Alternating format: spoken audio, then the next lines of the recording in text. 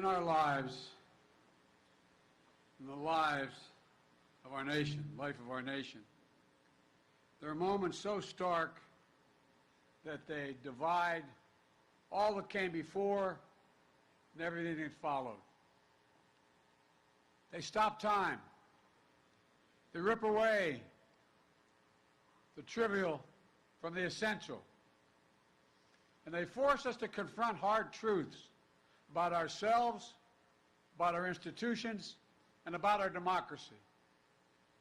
In the words of Scripture, they remind us to hate evil, love good, and establish justice in the gate. Last week, President Harris and I stood in the United States Capitol to observe one of those before and after moments in American history. January 6th insurrection on the citadel of our democracy. Today, we come to Atlanta, the cradle of civil rights, to make clear what must come after that dreadful day when a dagger was literally held at the throat of American democracy. We stand on the grounds that connect Clark Atlanta University, Morehouse College, near Spelman College, the home of generations of advocates, activists, educators, and preachers. Young people, just like the students here, who have done so much to build a better America. We visited the sacred Ebenezer Baptist Church and paused to pray at the crypt of Dr. and Mrs. King and spent time with their family. And here in the district, as was pointed out, represented and reflected the life of beloved friend John Lewis. In their lifetimes, time stopped when a bomb blew up the 16th Street Baptist Church in Birmingham and murdered 4 little girls. They stopped when John and many others seeking justice were beaten and bloodied while crossing the bridge at Selma, named after the Grand Dragon of the Ku Klux Klan. They stopped. Time stopped. They forced the country to confront the hard truths and to act to keep the promise of America alive, the promise that holds that we're all created equal, but more importantly, deserve to be treated equally. And from those moments of darkness and despair came light and hope. Democrats, Republicans, and Independents worked to pass the historic Civil Rights Act and the voting rights legislation. And each successive generation continued that ongoing work. But then, the violent mob of January 6, 2021, empowered and encouraged by a defeated former president, sought to win through violence what he had lost at the ballot box, to impose the will of the mob, to overturn a free and fair election. And for the first time in American history, to stop the peaceful transfer of power. They failed. They failed. But democracy's victory was not certain, nor is democracy's future. That's why we're here today, to stand against the forces in America that value power over principle, forces that attempted a coup against the legally expressed will of the American people by sowing doubt, inventing charges of fraud, and seeking to steal the 2020 election from the people.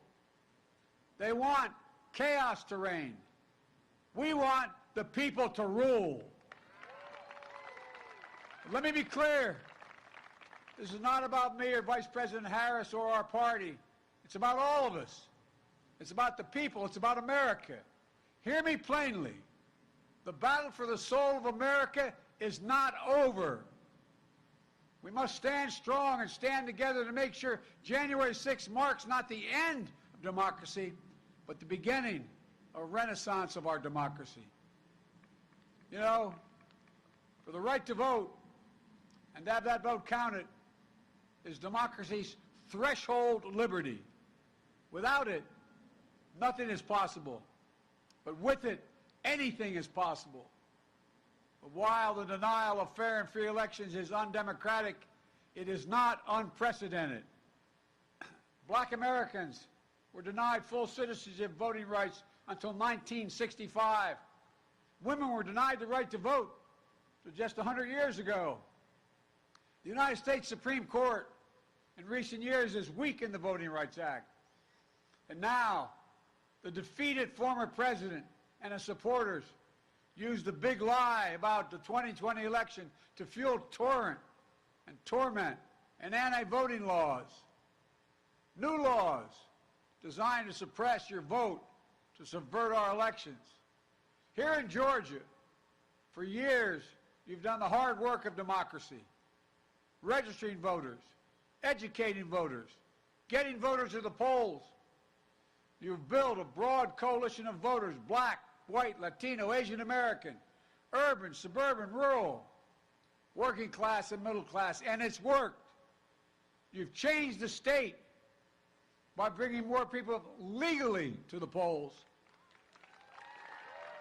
That's how you won the historic elections for Senator Raphael Warnock and Senator John Ossoff.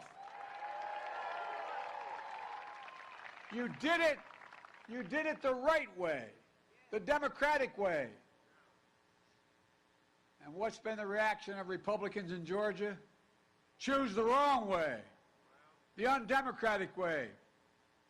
To them, too many people voting in a democracy is a problem. So they're putting up obstacles. For example, voting by mail is a safe and convenient way to get more people to vote. So they're making it harder for you to vote by mail.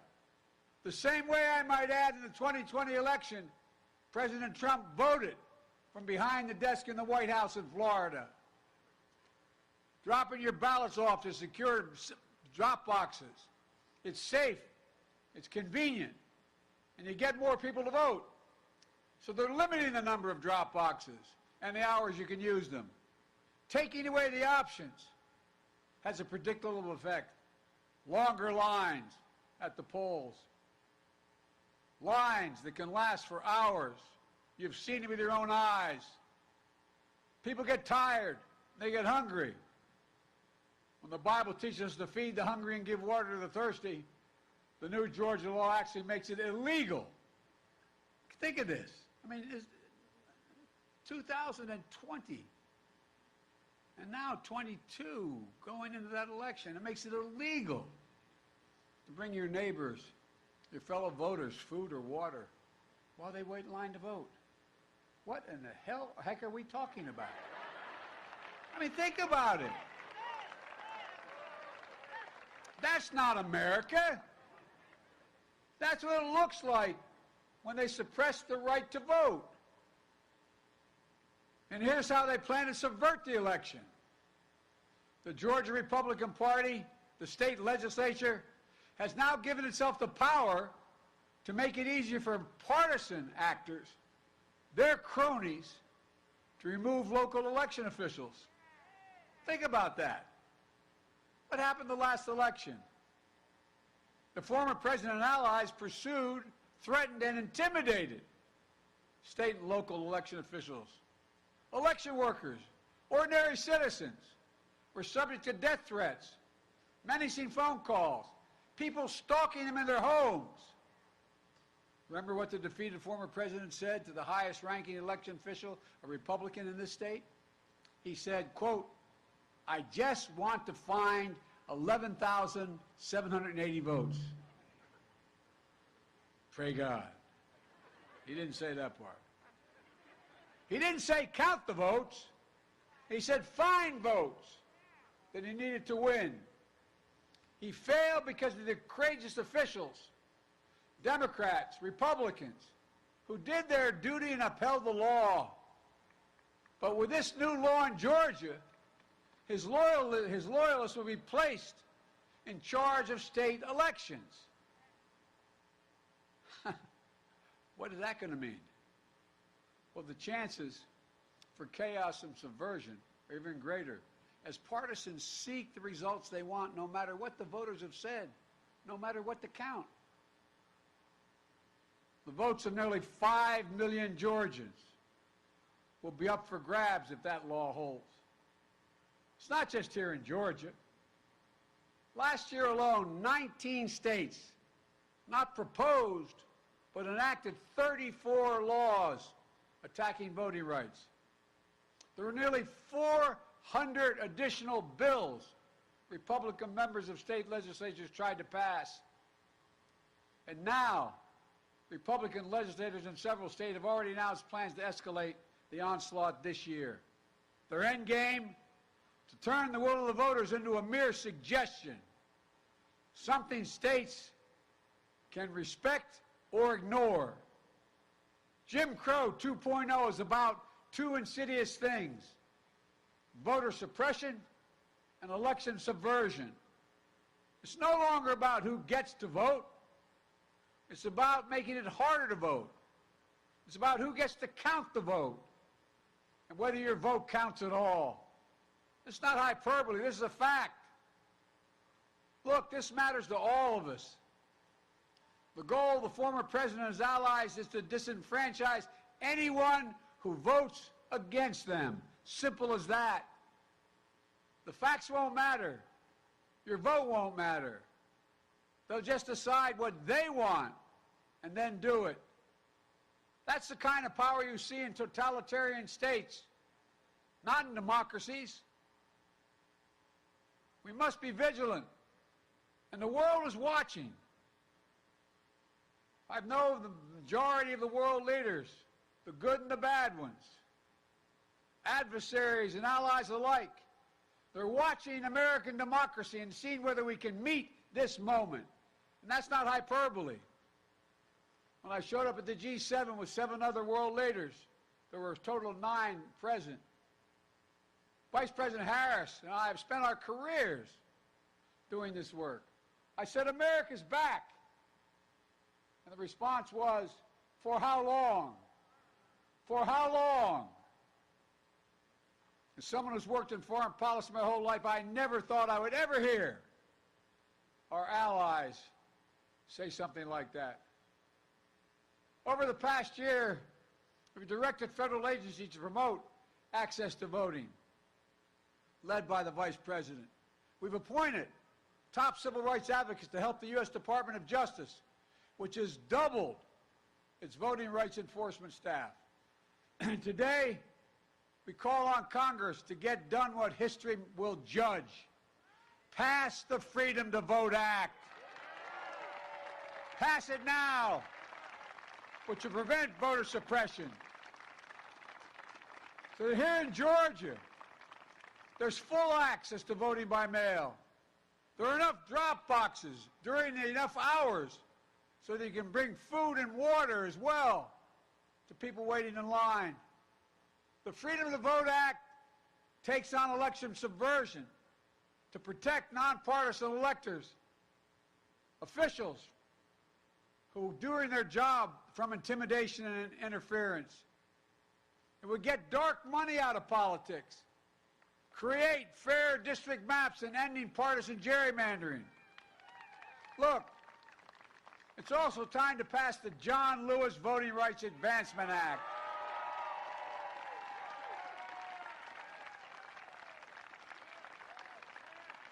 I've been having these quiet conversations with the members of Congress for the last 2 months. I'm tired of being quiet. Folks, it'll restore the strength of the Voting Rights Act of '65, the one President Johnson signed after John Lewis was beaten, nearly killed on Bloody Sunday, only to have the Supreme Court weakened it multiple times over the past decade.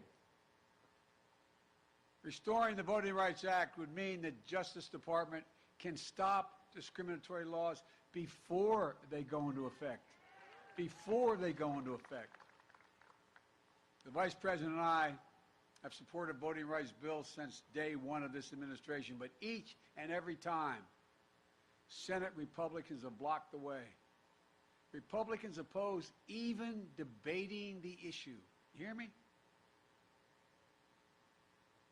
I've been around the Senate a long time. I was vice president for 8 years. I've never seen a circumstance where not one single Republican has a voice that's ready to speak for justice now. When I was a senator, including when I headed up the Judiciary Committee, I helped reauthorize the Voting Act 3 times. We held hearings, we debated, we voted. Was able to extend the Voting Rights Act for 25 years. In 2006, the Voting Rights Act passed 390 to 33 in the House of Representatives and 98 to 0 in the Senate, with votes from 16 current sitting Republicans in this United States Senate. 16 of them voted to extend it. The last year I was chairman, some of my friends sitting down here will tell you, Strom Thurmond voted to extend the Voting Rights Act. Strom Thurmond. You can say that again. Wow. You have no idea how darn hard I worked on that one. But folks, then it was signed into law the last time by President George W. Bush. You know, when we get voting rights extended in 1980, as I said, even Thurmond supported it. Think about that. The man who led the longest one of the longest filibusters in history in the United States Senate, 1957, against the Voting Rights Act. The man who led and sided with old Southern bulls in the United States Senate to perpetuate segregation in this nation. Even Strom Thurmond came to support voting rights. But Republicans today can't and won't. Not a single Republican has displayed the courage to stand up to a defeated president to protect America's right to vote. Not one. Not one. We have 50-50 in the United States Senate. That means we have 51 presidents. You all think I'm kidding. I've been pretty good at working with senators my career, but man, when you got 51 presidents, it gets harder. Any one can change the outcome. Sadly, the United States Senate, designed to be the world's greatest deliberative body, has been rendered a shell of its former self. Gives me no satisfaction in saying that as an institutionalist, as a man who was honored to serve in the Senate. But as an institutionalist, I believe that the threat to our democracy is so grave that we must find a way to pass these voting rights bills. Debate them, vote, let the majority prevail. And if that bare minimum is blocked, we have no option but to change the Senate rules, including getting rid of the filibuster for this.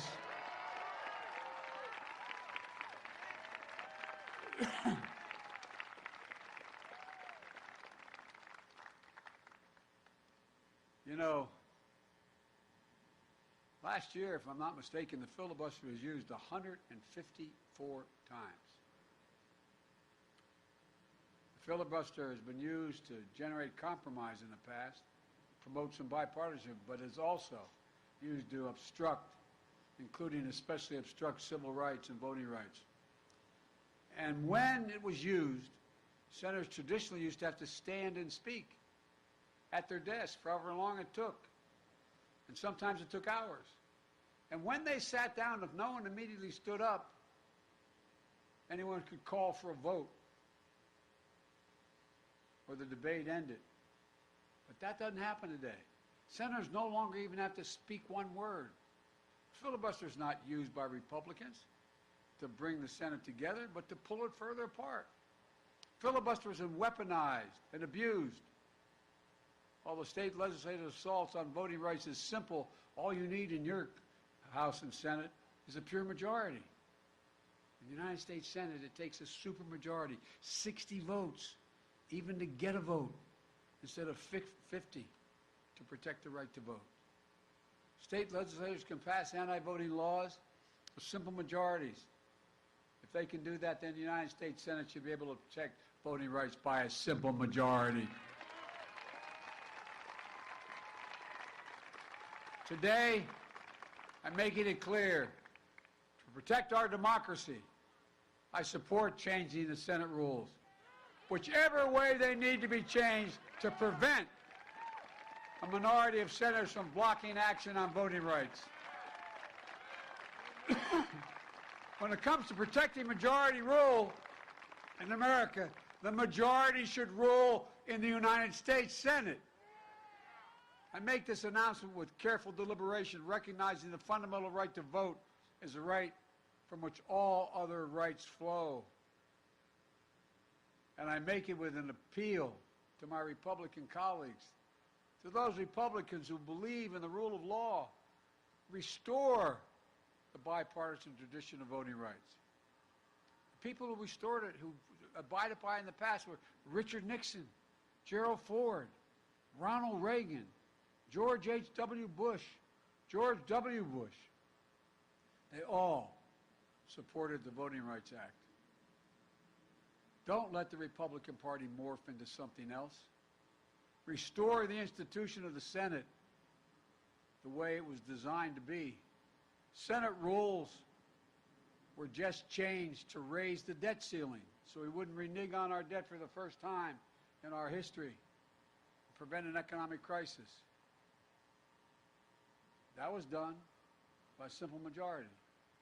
As Senator Warnock said a few weeks ago in a powerful speech, if we change the rules to protect the full faith and credit of the United States, we should be able to change the rules to protect the heart and soul of our democracy. He was right. In the days that followed John Lewis's death, there was an outpouring of praise and support across the political spectrum. But as we stand here today, it isn't enough just to praise his memory. We must translate eulogy into action. We need to follow John Lewis's footsteps. We need to support the bill in his name. Just a few days ago, we talked about, up in the Congress and the White House, the event coming up shortly to celebrate Dr. King's birthday. And Americans of all stripes will praise him for the content of his character. But as Dr. King's family said before, it's not enough to praise their father. They even said, on this holiday, don't celebrate his birthday unless you're willing to support what he lived for and what he died for. The next few days, when these bills come to a vote, will mark a turning point in this nation's history. We will choose. The issue is, will we choose democracy over autocracy, light over shadows, justice over injustice? I know where I stand. I will not yield. I will not flinch. I will defend the right to vote, our democracy against all enemies, foreign and, yes, domestic. And the question is, where will the institution of the United States Senate stand? Every senator, Democrat, Republican, and Independent, will have to declare where they stand, not just for the moment, but for the ages. Will you stand against voter suppression? Yes or no? That's the question they'll answer. Will you stand against election subversion? Yes or no? Will you stand for democracy?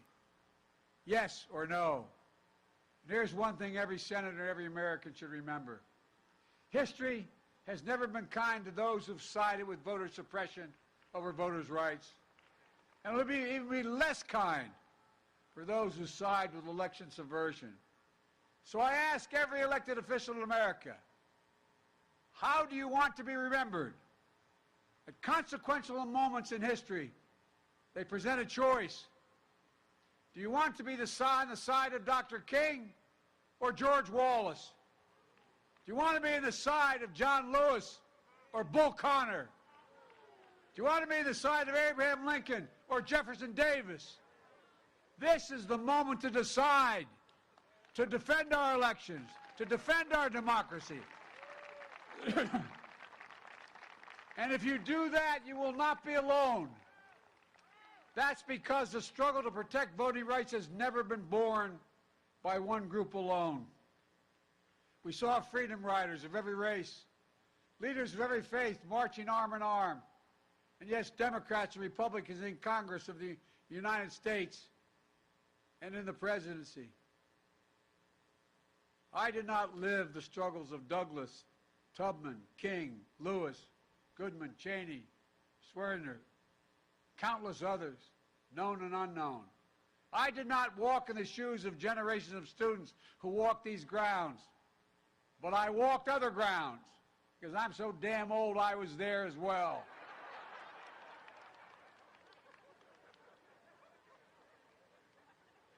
They think I'm kidding, man. Seems like yesterday, the first time I got arrested. Anyway. But their struggles here, they were the ones that opened my eyes as a high school student in the late 50s and early 60s. They got me more engaged in the work of my life. And what we're talking about today is rooted in the very idea of America. The idea that Annelle Ponder, who graduated from Clark Atlanta, captured in a single word. She was a teacher and a librarian who was also an unyielding champion of voting rights. In 1963, when I was just starting college and university, after registering voters in Mississippi, she was pulled off a bus, arrested and jailed, where she was brutally beaten. In her cell, next to her, was Fannie Lou Hamer, who described the beating this way, and I quote, "I could hear the sounds of the licks and the horrible screams. They beat her, I don't know for how long. And after a while, she began to pray and ask God to have mercy on those people." Annelle Ponder's friends visited her the next day. Her face was badly swollen. She could hardly talk. But she managed to whisper one word: freedom. Freedom. The only word she whispered.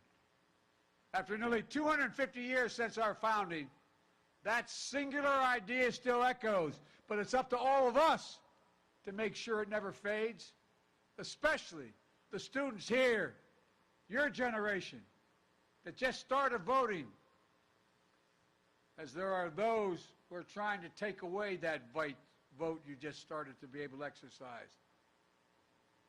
But the giants we honor today were your age when they made clear who we must be as a nation. Not a joke. Think about it. In the early 60s, they were sitting where you're sitting. They were you. And like them, you give me much hope for the future. Before and after, in our lives, in the life of this nation, democracy is who we are, who we must be, now and forever. So let's stand in this breach together. Let's love good, establish justice in the gate. And remember, as I said, this is one of those defining moments in American history. Each of those who vote will be remembered by class after class in the 50s and 60s, the 2050s and 60s. Each one of the members of the Senate is going to be judged by history on where they stood before the vote and where they stood after the vote. There's no escape. So let's get back to work. As my grandfather Finnegan used to say every time I walked out the door in Scranton, he'd say, "Joey, keep the faith." Then he'd say, "No, Joey, spread it. Let's spread the faith and get this done." May God bless you all, and may God protect the sacred right to vote. Thank you. I mean it. Let's go get this done. Thank you.